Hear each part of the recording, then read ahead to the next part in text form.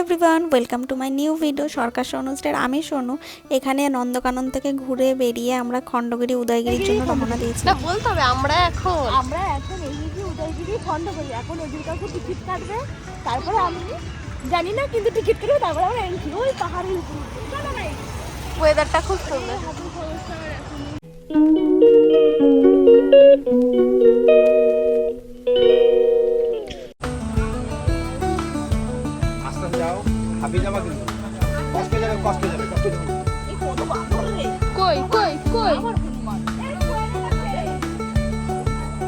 এই উদয়গিরি খণ্ডগিরিতে মা আসেনি, মা বাসে বাবুকে নিয়েছিল। তো এই তিনজন দাদু আমাদের তিন বোনকে গাইড করতে করতে নিয়ে গেছিল। মানে ভীষণ ভালো ছিল এনারা।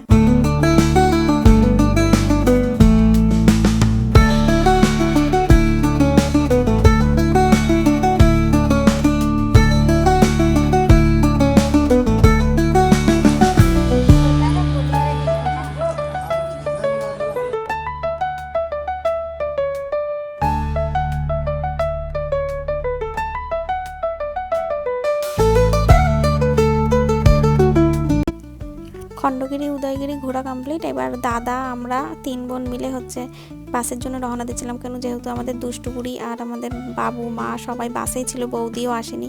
তাই এবার বাসের জন্য যাচ্ছিলাম। আর এখানের ওয়েদারটা না খুবই সুন্দর ছিল।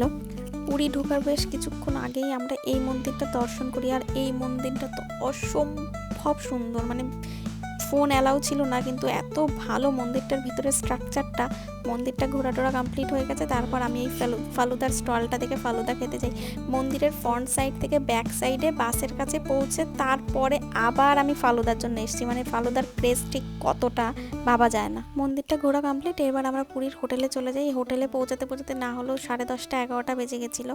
তারপর সব যারা ছিল, মানে যাদের সাথে ট্রাভেলসের গেছিলাম, তারা রান্না করে সময় আবার কাল সকাল উঠতে পারলে কথা হবে, ভাত হজম হলে।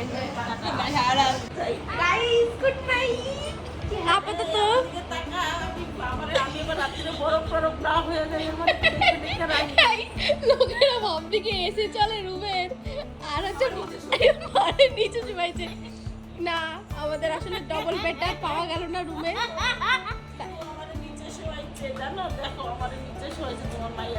তুমি উপরে আসো, তুমি নিচে শুইছো কেন? তুমি খোলামেলায় শোবা।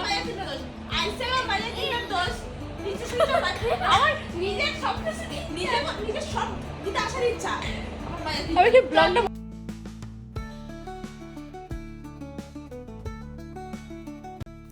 এই ক্যাচাল করতে করতে সকাল হয়ে গেছে। সকালে ঘুম থেকে উঠেই দেখছি হোটেলে এত সুন্দর জগন্নাথের ছবি দেওয়া রয়েছে। আর ব্রেকফাস্ট করে আমরা সবাই এখন বেরিয়ে গেছি। এখানে বিচ আছে, বিচের জন্য।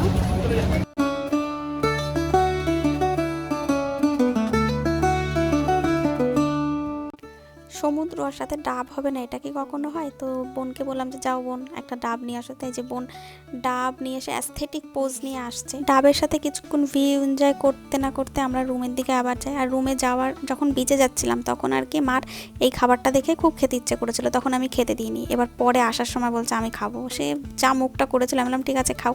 মা তো খেয়েছে, সাথে আমরাও খেয়েছি। খাওয়ার পর তো একদম মানে টেস্টটা তো ঠিকই ছিল, কিন্তু ভালো লাগছিল না। পরে সাথে সাথে একটা কোক নিতে হয়েছিল খাওয়ার পর। এবার এখান থেকে আমরা একটু হাঁটাহাঁটি করব। আর বাবুরও একটা জিনিস কেনার ছিল। মার আর বাবুর যাওয়াটা এত তাড়াহুড়োর মধ্যে প্ল্যানিং হয়েছিল, মানে আমরা অলমোস্ট বেরিয়ে গেছি, তখন মা বলছে মাও যাবে। তারপরে গেলাম। সেই মুহূর্তে হাতের সামনে যা পেয়েছি সেগুলো গুছিয়ে নিয়েছি। আর সানগ্লাসটা নিতে ভুলে গেছিলাম। একই সমুদ্র, একই রুম ট্র্যাক না, কেন মনে হচ্ছে না দীঘাতেই এসেছি। পুরি এটা আসছে না, কি কয় দিয়ে এটা ভাইব। হ্যাঁ, ও আর টেপ যা আসলে তুমি যা, তোমার কি আর তীর্থস্থান ভালো লাগে না? আমার তীর্থস্থান ভালো লাগে। এবার সেরকম মন্দিরটা দেখতে পাচ্ছি না, এত দূর রুমটা রেখেছে, কি বলবো। তাই মন্দিরের উঠেই মন্দির দর্শন। জয় জগন্নাথ। আজকে খাস্তা গজা খেতে হবে, যাতে মাছ ভাজা। মাছ ভাজা খাবি তুই? মা ভুলে গেছি, আমার মা খাবে, আমরা খাই না মাছ ভাজা। দুপুরে ছোট্ট একটা ন্যাপ নিয়ে বিকেলে আমরা আবার বেরিয়ে পড়েছিলাম সাইট সিনগুলো করার জন্য। আজ মানে যেদিন পৌঁছেছি সেদিন তার পরের দিন সকালে সাইট সিন করে বা বিচটা ঘুরে সব কিছু ঘুরে টুরে আমরা পরের দিন জগন্নাথ মন্দিরে যেতাম। তো সাইট সিনের প্রথমেই আমরা এই মন্দিরটায় চলে যাই, বিপত্তারিণী একটা মন্দির। এখানে একটা মায়ের মন্দির ছিল, পাশে জগন্নাথ দেব ছিল। মন্দিরটা না খুব খুব সুন্দর, এত পরিষ্কার এত সুন্দর কি আর বলবো। মন্দিরটার থেকে তাড়াহুড়ো করে বেরিয়ে গেছি, মানে অনেক লোকজন একসাথে গেছিলাম, সেই কারণে হচ্ছে বেশিক্ষণ করে কোনো জায়গায় দাঁড়ানোর সময় ছিল না।